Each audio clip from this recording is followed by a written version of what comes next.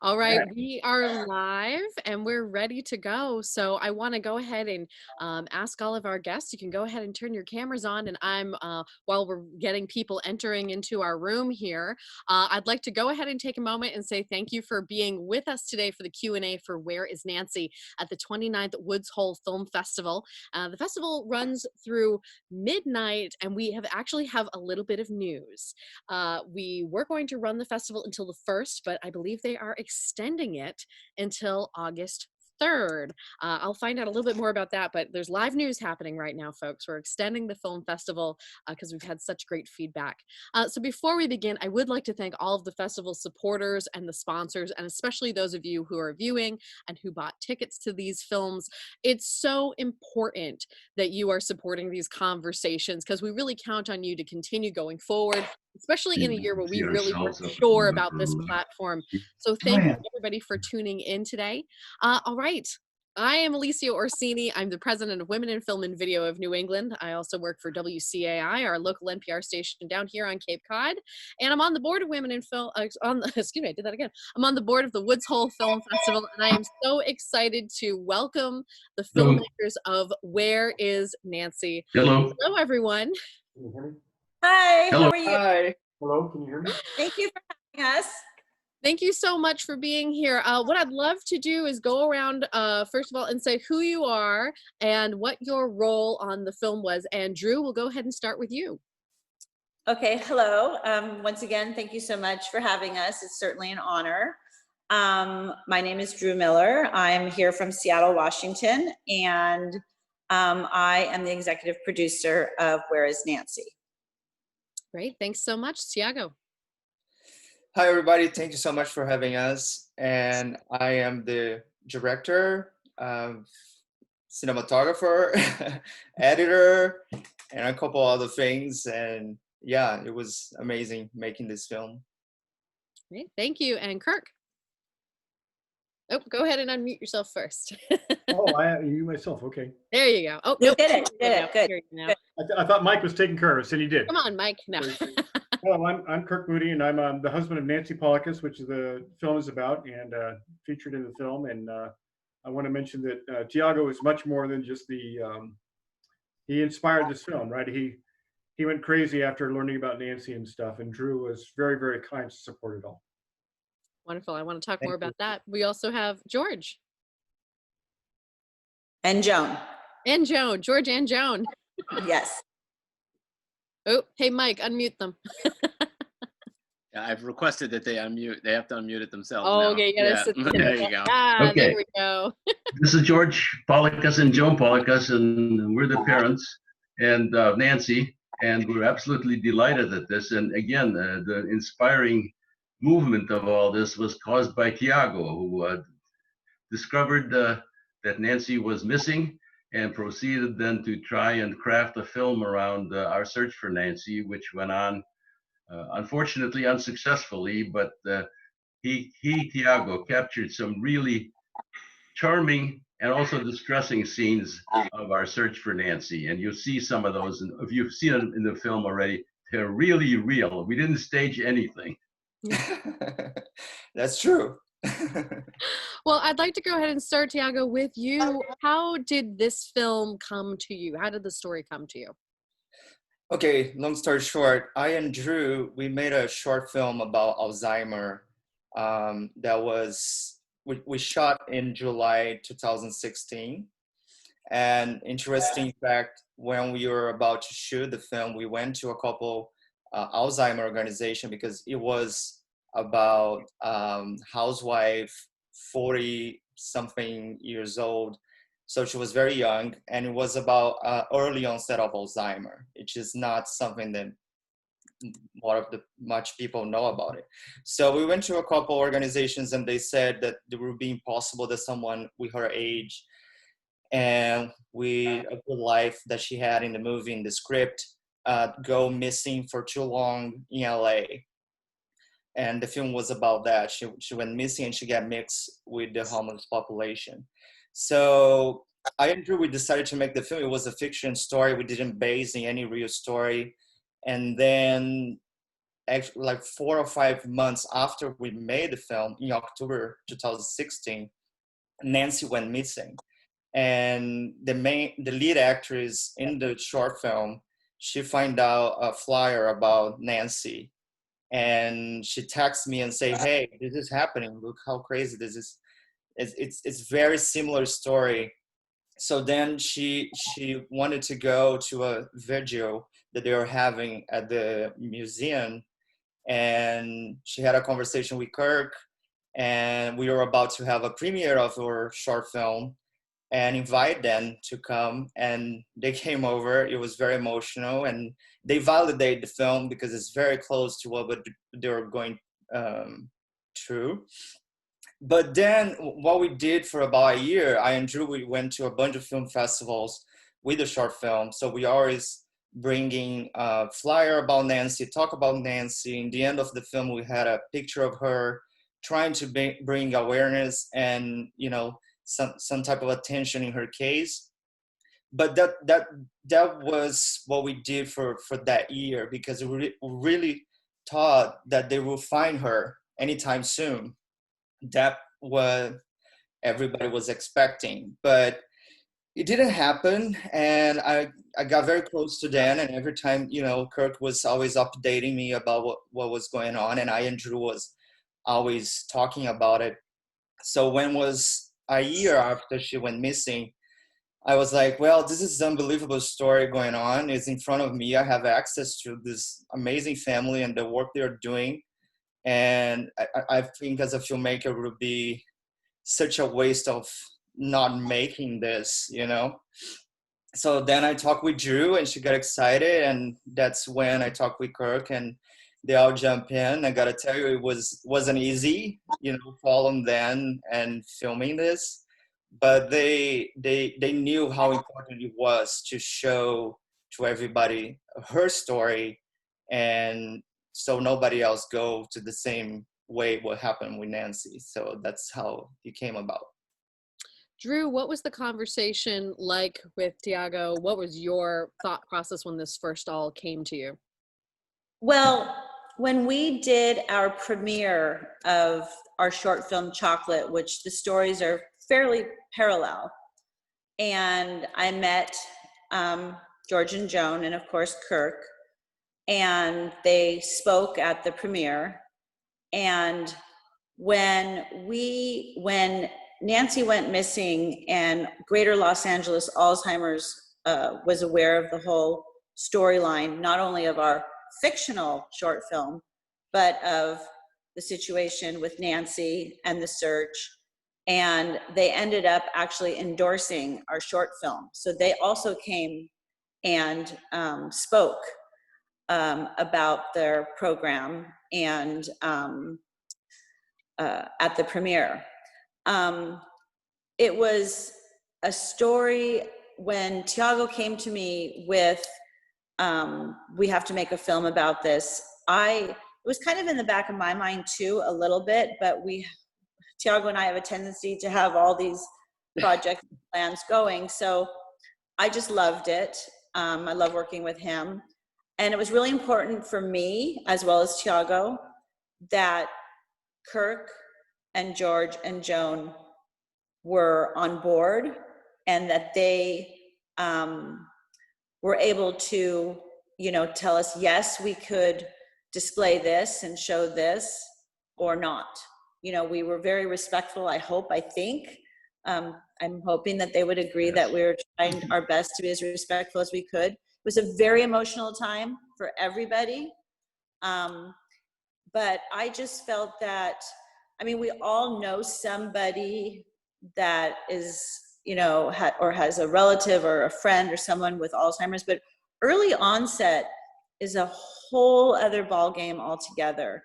And it's, for some reason, it's increasing annually, the amount of people that are diagnosed with early onset Alzheimer's. So I felt it was a really important story to tell.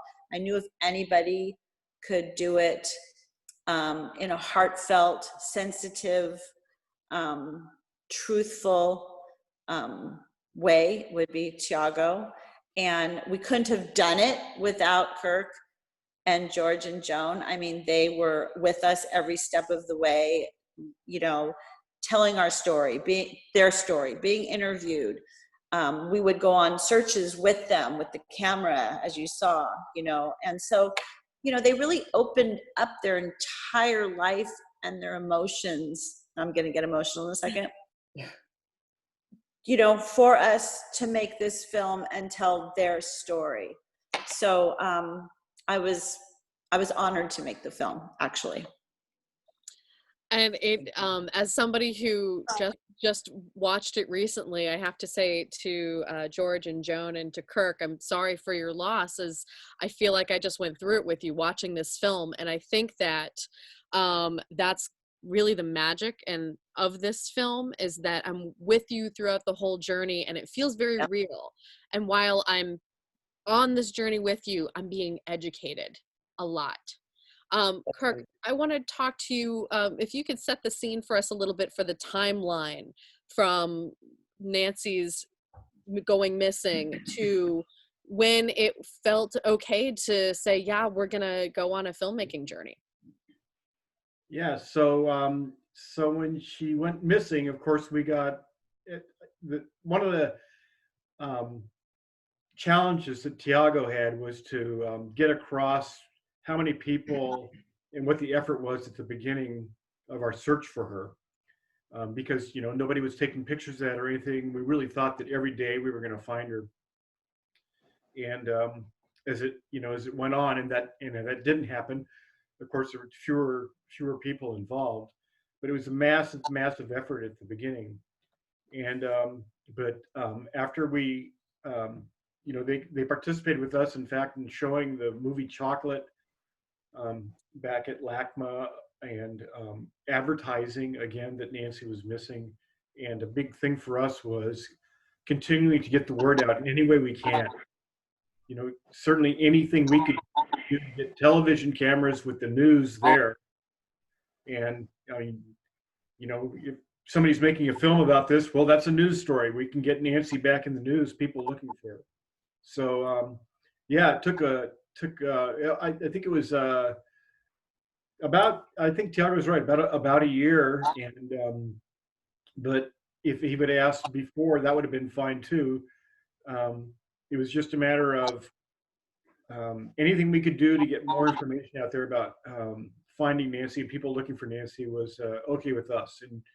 And we were kind of an open book before that, even with news organizations and stuff like that. So it was, and it was, Thiago's such a great filmmaker. It was very easy to work with him.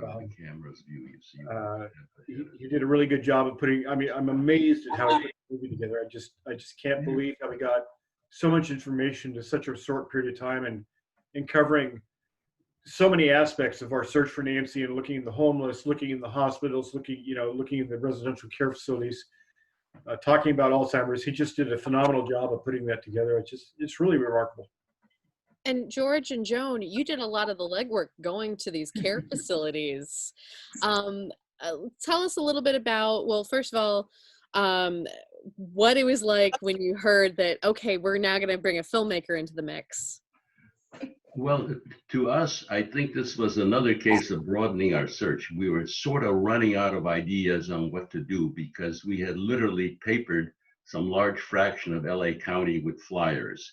We seized every opportunity that we could to talk to the news people. And by the way, they were very supportive. Steve Lopez, who was a well-known columnist in the LA Times, spent some time with us. The cops were very supportive. I was sort of searching for new things to try, including, for example, tying myself to some public place and saying, help us find Nancy, just to get attention. We really wanted to get attention, because it is really hard to get people to pay attention to something. For example, we ran ads in the LA Times. Hardly any feedback, because nobody reads the ads in the newspapers. Right. And so we discovered what doesn't work. And the idea of having a broadly released film to help the search was just a godsend as far as we were concerned, because we were running out of ideas. And there are like 5,000 small six-packs, they're called, in LA County, housing people in various stages of mental distress. And we had already visited 400 We of had, them. we had visited 400. So the thought of going to another 1,500 or 2,500 or 3,500, we needed to do something better. And the film opportunity that was offered to us by you and Thiago, just as a godsend is the way I put it. And the only problem is we got it too late, Yeah. Well, it's you know. too late is the. And there is, as we're brought on the journey of the film, the whole time I'm hoping there's going to be a turn. There's going to be that it's going to be there. But I think what that did is I can't imagine. First of all, I can't imagine what you went through, and I just some of the interviews that you did at the end with the new system that was developed from your advocacy of the out of the pain has come this amazing advocacy work. And the family that they found the first person with those wrists, I was in tears. Well, every day that Joan and I go out and say, this is going to be the day. Today is the day we're going to find her. Didn't turn out that way. Yeah. But the credit really goes to Janice Hahn to really get LA County to move out and do something. And she came to Kirk's house, and With her son. with her son, and got the ball rolling in the LA County. So vote for Janice Hahn. There you go. You heard it here. Drew, talk a little bit about what about the filmmaking process and following it along, because not only are you doing this very personal story, but then you're also do have an advocacy, let's inform arm of the filmmaking. Could you speak a little bit to that? Yeah, so so I have a few projects, but 3 of them and one on the way are social impact. So for me, when you can make a film that has a social impact, that's informative, educational, tells a story, heartwarming, it's very, I hold it very dear to my heart. It's very important. But during the making of Where is Nancy, Okay. See yourself in the screen? so I'm going to try to say this as diplomatically as possible. So when Thiago came to me, said, what do you think? This is what we could do, blah, blah, blah. I said, let's do it. I'm excited. Let's do this. So we started it and we went on, and it was slowly. And, we wanted, of course, to have we found the neurologist from UCLA, which was not an easy task. And, the police department, Manhattan Beach Police Department, LA County Sheriff's Department, Janice Hahn, County Supervisor, everyone was very helpful and willing to be helpful. So we kind of had an idea for the documentary. So in the middle of making the documentary, and this is where I'd like to refer back to your timeline that you were referring to earlier, is when Nancy went missing in October of 16. I don't think we started, when did we start, Thiago, actually shooting? December 2017. 18? No. No. 7, I think. It was January 19. No, No. it wasn't. You're wrong. Anyways, let me get back to that. You said you were wrong, you're wrong. We have a lot going on. Okay. So what happened is we had been filming for, I want to say 6 to 8 months. Yeah. And as you know, the name of the film is Where is Nancy? Mm. So during the making of the film, in December of 18, Kirk, you could correct me if I'm wrong, but I believe it was December of 18, Kirk was in Colorado, I want to say, and called Thiago. Yes. And said, and we hadn't finished the film, we still had a lot of filming to do, and said, they found Nancy. Mm. And so after they had their conversation and we heard the story, which is horrific, Thiago calls me and says, are you sitting down, basically? And so, of course, I was so upset for the family and blah, blah, blah, blah. So, of course, we had to address, how do we want to continue with the film? Because but we just decided we just went on to tell the story. And we didn't want anyone to know how it ended prior to them seeing the film. So we just went on with the story.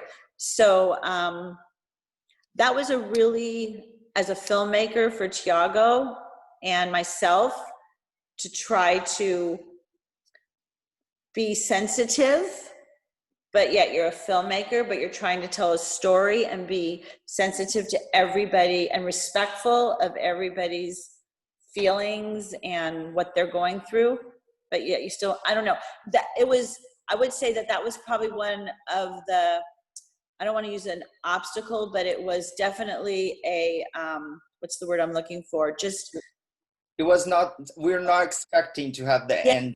That's, was, Yeah. we There's had always- two endings in mind. Our first ending was we're gonna find Nancy and we're gonna film. That was we the wanted to prime- film Finding of Nancy. That's what I'm trying to say. We really Right. thought we You filmed really- the Finding of her. Yeah. And the second option was we're not gonna find her until we finish the film, and we're gonna leave open. That was the two options that we had. So when Kirk called me and I called Drew, we were like, what now? are we gonna do? Like, how are we gonna finish? But the great, like, again, Kirk and George, they're so open and they're so they let me in so easily, and they always want me there.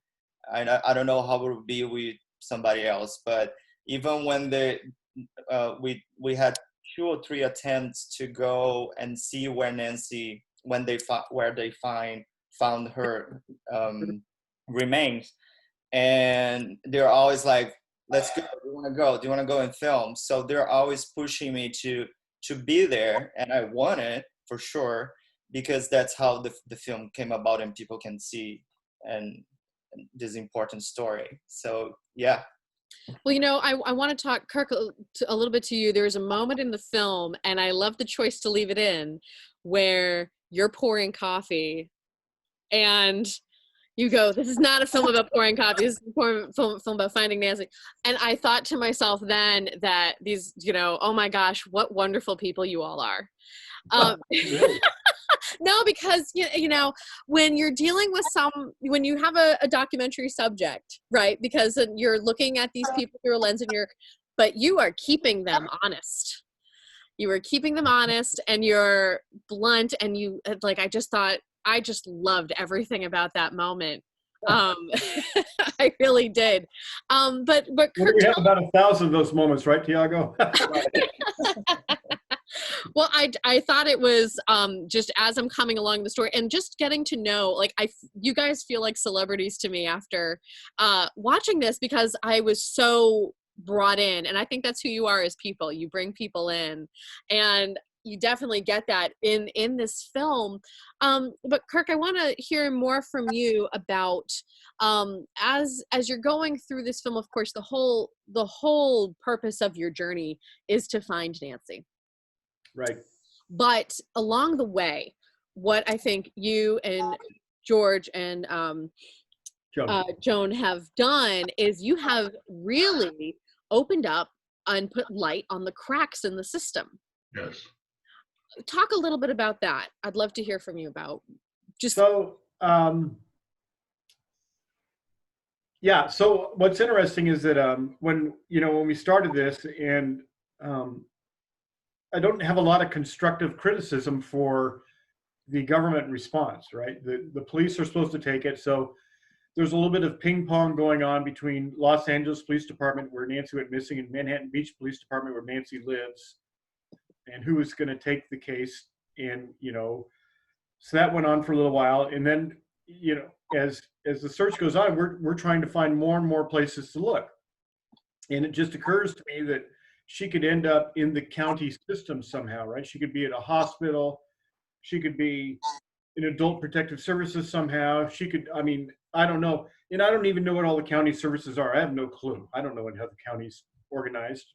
So I just start, calling the offices and so on and so forth. And I'm going through all this. And so after a few months, I really don't remember how many, maybe 3 or 4 months, that's when Janice Hahn, as George pointed out, came to our house and talked to us.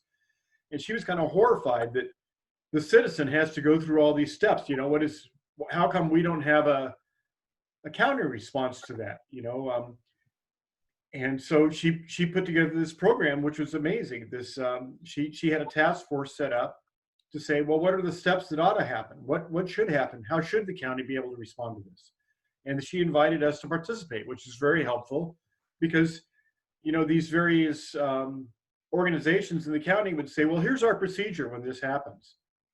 And, we got to say, well, I'm sorry, that may be your procedure, but that's not really what happened to us. That's not what we experienced. Here's what happened to us. And they were like, really?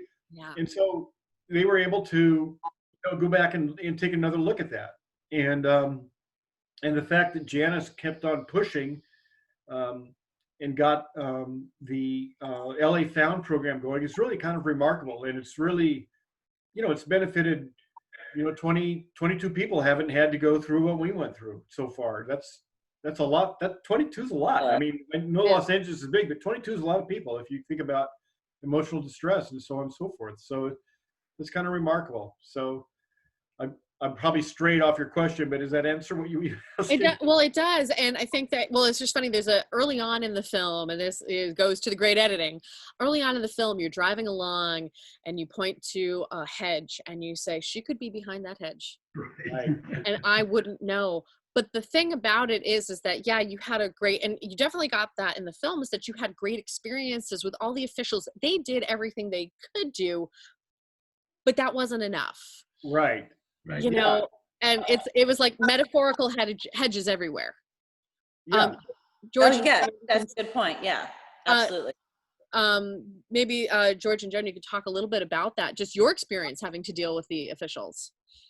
Well, I had a very frustrating experience. We found a bureaucrat somewhere in the LA County system, and we beat on him unsuccessfully. And what really drove me up the wall is that there is no business case for us looking for Nancy. No business case. I would have strangled that guy had I been near. Well, I think Kirk was with us in that time, so he probably would have restrained me. So that to me showed the mindset of the bureaucracy that we were dealing with. There is no business case. I should tell you one other little detail that is not in the film. I wrote 2 letters to the former Governor Brown. The first one was never answered. The second one, I said, Governor, you are engaged in a cover-up. You are covering up the fact that your system cannot find a missing daughter. What are you going to do about it? So I finally got a call from one of the staffers. I blew up at that staffer because that staffer asked me, have you talked to the police? So my calm wife restrained me from killing the guy via the phone. What was that like Anyway, for you? Just a vignette of our search. Well, I mean, there's a lot of stress when you're having to deal with those kinds of situations, right? And Joan, maybe talk about a little bit of your experience with this. And I know George is probably out there, but I mean, at some point, you got to bring it home. Nursing home and looking to talk to the social worker or the chief nurse, and oh no, we couldn't let you do that. Well, maybe if you wait here and show us your credentials, we will let you do it. So I waited, and the police guy came down and looked at my credentials and said, nah, we can't let you in. So I spent all that time producing them and waiting. Nah, can't let you in. And it's frustrating because you're looking for your daughter, and where's the empathy for a parent? Let me give you the other side, though. Occasionally, we'd go into nursing homes, and it would clearly be a multicultural nursing home. Somebody would volunteer to translate our English spiel into Spanish, and the nurses would gather and Tagalog, Filipino. And the nurses and other workers would gather around and listen while we were explaining who we're looking for, show them pictures. We had flyers in multiple languages, and so occasionally they would literally roll out the carpet for us in nursing homes. Yeah. Because somebody took charge of translating our English into Spanish or Tagalog and passing the word. So that was the positive side. That's so good to And hear. Yeah. they had flyers made in how many languages, George? Did you guys have flyers made? We had English, Spanish, Tagalog, Korean. Korean, Chinese. That may be it. That may be Right. it. Was it Portuguese also? No. No. I thought it was Portuguese. I was like thinking, I was like, oh wait, was it Portuguese? No. But you know, that's, I mean, you, and I loved too that you, it's not only flyers, it's, oh, you don't want a flyer? Have a business card. Well, we discovered that carrying around 100 flyers and trying to pass them out was a lot of work. Mm. So the business cards were terrific because we could fill our pockets with business cards. In addition, we discovered that the many nurses in the nursing homes, they worked in multiple places. So we'd pass out business cards to the workers to pass on to the other places that they worked. Oh, the other shifts. The other shifts. Other shifts, there you go. You know, Well, I as don't know, Kirk can probably give you the statistics, how many business cards we printed. That's gotta have been, in the tens of thousands. goes to Yeah. about, you know, Whole lot. there's a point later in the film where when we're kind of doing the math on how far Nancy went and how long, probably the amount of time, and something that kind of struck me was I can't remember who said it, whether it was a police officer, that nobody was looking for this, nobody took notice of a white woman walking in these, okay, so she was not putting up any red flags to anybody.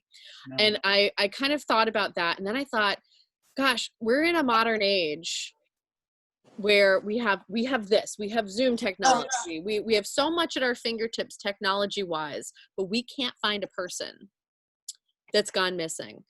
And that frustration, when you have all those cameras of the businesses, and then there's a bus that obscures, and then you get into these neighborhoods where now you don't have cameras. Now you had to rely on who saw her in the neighborhood, and the trail goes cold. I'm like, how does that happen?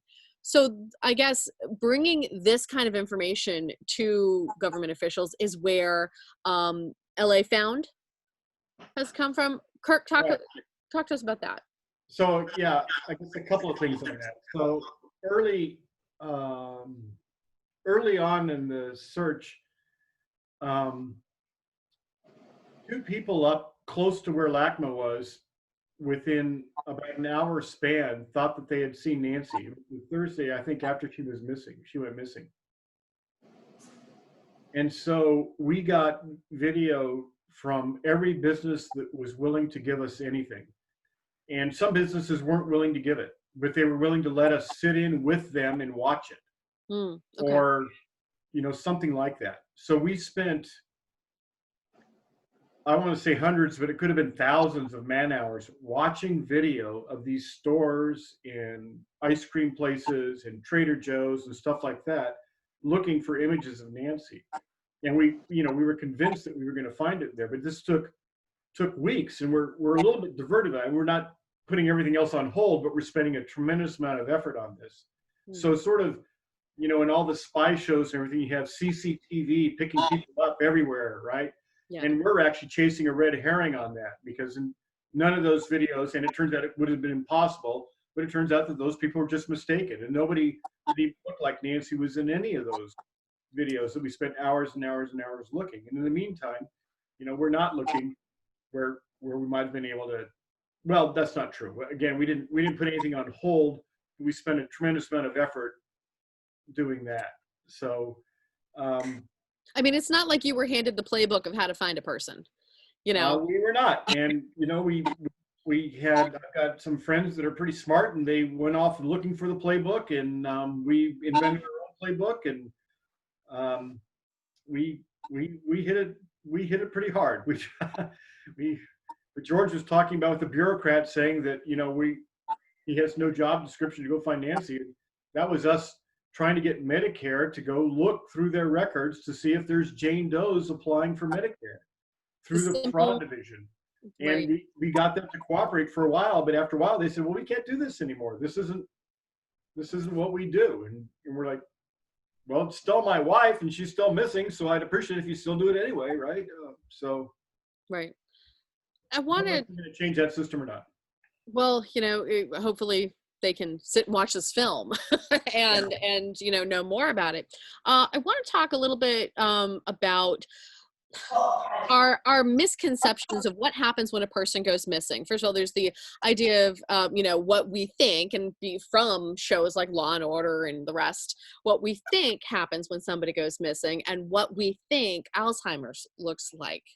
I'm wondering, either Drew or Thiago, if you want to talk a little bit about that.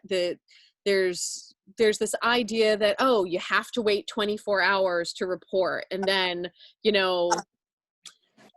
there's this kind of mystical thing about how you find a person. Yeah, I mean, for me, no, go ahead, Thiago, you go first. Go. Okay. Well, I think go ahead. Let me think about it. Well, I mean, I think now the laws have changed compared to how they were. It used to be you had to wait 24 hours for a person to actually be classified as missing for the police to get involved. I don't believe that is the case anymore, especially when there's circumstances involved, like a diagnosis of early onset Alzheimer's, or like a diagnosis of being on the autism spectrum. I mean, now, if it's a teenage girl that had a fight with their parents and they didn't come home that night, I don't know what the law is for that. If it was my teenage daughter that was missing, I would want the police there immediately, so I don't know what the law is for that. I can't imagine, as a husband or parents, having your wife or child missing. I can't even fathom what that can feel like, especially like in the film when Kirk makes the statement, she has the mentality of, a young child, that she won't be able to fend for herself out in the community on her own. There's like no possibility. And he makes that statement in the film, which just kind of makes you go, you can't see what I'm doing, but I'm squeezing my heart. So, I mean, I don't know what the law is anymore as far as that. Maybe Kirk and Joan, maybe you guys do know because you've actually experienced it. I'm thinking when there is a situation like early onset that it's immediate, but I don't know. I really don't know. Do you know, Kirk? Let me Yeah, just so add something. the story on that is that so police departments are different throughout the country. So everybody's got their different rules. But as a very general rule, that's probably true almost everywhere in the country. If it's a so-called at-risk adult, which is somebody with dementia, autism, or other mental issues, reporting immediately is fine. And there are circumstances with some police departments where you have to wait 24 hours or 48 hours, but most of those don't apply. And if somebody goes missing in your family, you should call right away. I mean, there's no reason not to call. If they tell you, well, wait, call back in 24 hours, fine, call back in 24 hours, but you should call right away. It's the other sort of conception you get is that, they're putting out an APB and everybody in the town, all the cops are looking for and stuff like that. So it's true, they do put out an APB, but of course it says Caucasian woman wearing blah, blah, blah, missing, and she has dementia. And well, there's 10 million people in Los Angeles County. What are the odds that any patrol car is going to, there's a woman in a red top who's white and Blonde and walking perfectly normal down the street. Why am I stopping her, right? I mean, How many of them might be named Nancy? Right. And Nancy, for all her issues, if she was walking in a there's nothing that would indicate to anybody there was any issue with her. She's not stumbling. She's not stopping and asking people what she should be doing or anything like that. She's marching on, right? And she still walked very erect. I mean, Yeah, she's she still, looked, she yeah. looked very healthy, and so she looked. Don't mess with me is probably what she looked like. I mean, Yeah. as much as anything. So, yeah, the kind of the conception about how the reaction is and whatever, and the LA police did a lot, right? They put up helicopters. They did look for. I wish they would have brought in dogs. They failed to bring in dogs. That's an issue that's going to knot me for a long time, but they really did do a lot. But again, you're thinking about all the police cars out there looking for, that's not really how. Think about all the calls they get, right? That how many APBs do they get, and how many people are they looking for at any one time? So that's a little bit of a, especially in Los Angeles, that's a little bit of a strange thing that doesn't really happen, I guess. Right. Tiago, you had something you wanted to add. Oh yeah, he actually said that in the beginning, right away. They had a helicopter, and I believe, I don't know, I can't say for Kirk, but I believe they all were like, "Oh, they're gonna find her." Like, have no way it's gonna go for days or more than a week, or Yeah. And that's what struck me and Drew was, every time I and Drew were talking in the beginning, and we're like, okay, they're gonna find her. Okay, they're gonna find her.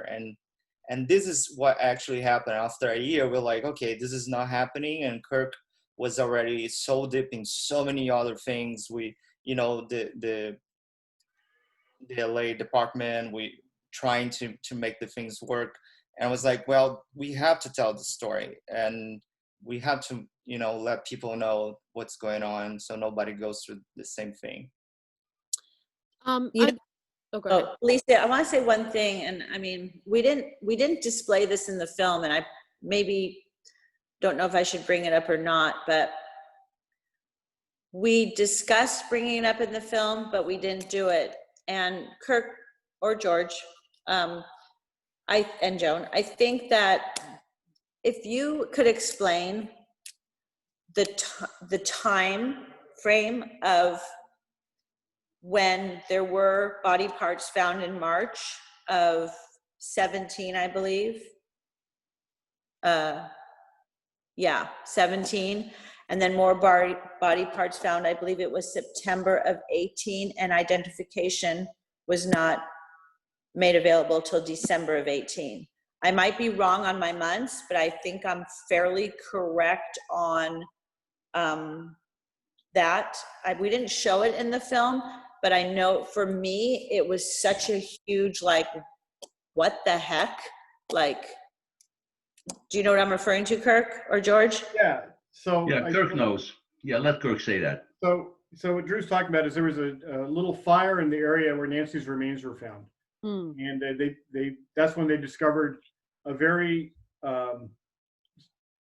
small amount of remains. They found the upper part of a skull, and in fact, they originally thought it was a male Lithuanian, obviously coming through. So they thought it was a male, and they sent it off. So California has a centralized DNA processing lab in Richmond, California, and they have a lot of DNA to analyze. And so the priorities are if it appears to be a homicide or a child. And so this did not appear to be either one of those cases. Since there was a burn, they have no idea how long it was there, so they thought maybe it had been there for a long time. But anyway, it sort of goes on the back burner, so nothing happens for a long time. So And that was March. pardon me? March of 17. Wow. Okay. So they go along, and there was like an inspection up in that same area for utility lines, and they found some other body parts, which is part of the torso. And so they send that off to Richmond as well. And they said, hey, can you see if that's the same as the skull we took out of this a while ago? And also, double check it against our database of who's missing, who we're looking for, right? And so they did complete that, and they came back with, okay, yeah, they do match, and it is Nancy. And so that was December of 18, right? So that's yeah, we looked for her for a long time after. Now, I don't know if they could have gotten usable DNA off the skull. I don't know a lot of these things, and I really don't want to throw those people under the bus, but it's it's kind of hard to take that they actually had the answer at their fingertips, and we were left suffering for another year and a half or so. Well, I think that's part of it is that, I want to acknowledge too that the suffering here is not only that she went missing, it is that you're dealing newly with early onset Alzheimer's and how to function as a family. That's trauma 1. Trauma 2 is losing her. Trauma 3 is when you find her. Right. There's a lot to unpack here, and that the work that I feel like, having watched the film, I feel like there was nobody else in the world that could have done the work that you have done to keep this from happening to other families, because that's kind. It's often described. Alzheimer's is often described as you lose your loved one twice, right? You lose them to Alzheimer's, then you lose them to death, and we lost Nancy 3 times, right? Yeah. Yeah. Alzheimer's was crushing. It was just our existence before she went missing was not a happy time, right? It was really tough to watch that with this phenomenally intelligent woman, Yes, suffering from this disease and evincing that more and more as every day went by. And then we lost her, out to the wild, so to speak. And then, of course, when we found out she passed away, we lost her for good. Alecia, also as a filmmaker, Thiago, and I'm sure George and Kirk and Joan would agree, it was very important for Thiago to tell this story in a way that covered as much as he possibly could cover, from beginning to end. And even to go back pre-diagnosis and marriage and into the childhood of, like Nancy and Joan taking, flying lessons together, or, I love that part about his filmmaking is that he takes you back and then he takes you, you know what I mean? So I think all my friends that saw the film, because not that many people have seen it really, as you know, they feel they got to know as much as they possibly can. They got to know Nancy, the family, her relationship with Kirk and their friends, and how, man, they were cool. They liked to have a few beers, and they really felt like they got to know the character. I don't want to use the word the character, but the family. Yeah. Yeah, Nancy. So hats off to Thiago for really displaying that in his filmmaking at the same time as being respectful and sensitive to the situation. Yeah, you had a heavy load that you had to basically deliver with this film. Was not only, and I do love those moments with Joan and Nancy and Joan, I love how you're like, I've got to tell you something. I've been spending your money on flying lessons. I loved that. Love that. Sounds just like me. Sounds just like. Jo have the best sense of humor. She's great. Yeah. Well, you could see that, and you could see that in the film. Like I said, I feel like I know you so well now from having watched the film. That is a tribute to the filmmaking that both Drew and Thiago you've done. Where our time is getting short, and I want to take just a moment to talk about Alzheimer's and then what's being done now, post film, to basically to make sure that this never happens again. Okay, so I guess a few things. So in Los Angeles County, especially, there's they started this LA Found group, which Thiago covered in the film, and is pretty successful. They're trying to get the word out to get people to understand if they have a loved one that is suffering from dementia, that they have the ability to go to the LA Found site and find ways to prevent wandering, prevent getting lost. And if they do get lost, how do you go help find them? And they have the bracelet system and so on. And then it's a very cooperative effort, not just with the county, but with other organizations within the county. So Alzheimer's Los Angeles is a big participant in that. And if somebody's worried about their loved one, they refer them to LA Found. And they talk about LA Found in a lot of their literature. there's a group called Wise and Healthy Aging in Los Angeles. They're responsible for all the nursing home inspections, and they have a large footprint for the elderly community, and especially the community that's being taken care of. And so they're well aware of this. They've participated in it all the way through. Thiago talked to Molly Davis. She's the head of that, and so they're big proponents of that. So I think LA, being such a large system, if we're successful in this effort, and so far we have been, but if we sort of get through a few years of being successful at this, then I think we can use this model to spread to the rest of the country. And I have a friend who was also looking for Nancy via the telephone. He was the champion caller of all the people that we had. He lives in Colorado, and he's been trying to get the same thing that LA's going on in Colorado. And he found out that they actually already had it, and just nobody was using it. So Wow. he's trying to spin up interest in that again, and get people to get these bracelets, get people hooked up, or find a different technology. It doesn't have to be what LA Found is doing exactly, but there's lots of technologies out there to help people find their loved ones if they happen to get lost or wander. So I think there's really a lot of momentum across that. It's hopefully this movie, and hopefully Los Angeles being an example, will help spread that word. Absolutely. I want to take a moment and just go around for any of our viewers that have not watched the movie yet. What is one reason why they absolutely should sit down and watch this movie? And I'm going to start with Drew.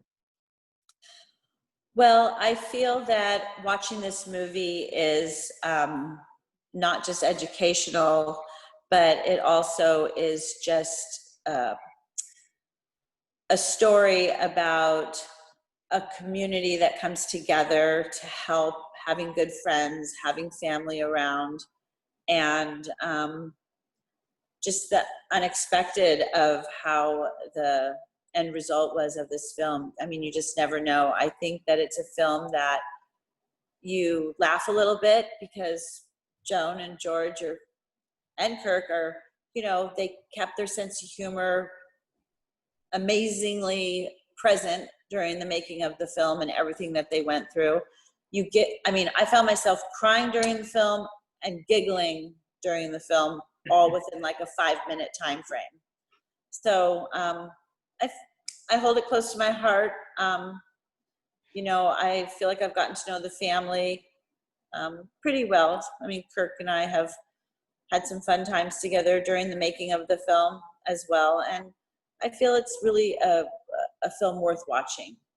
And it was very well made and true to the storyline. Thiago, why should somebody sit and watch this film?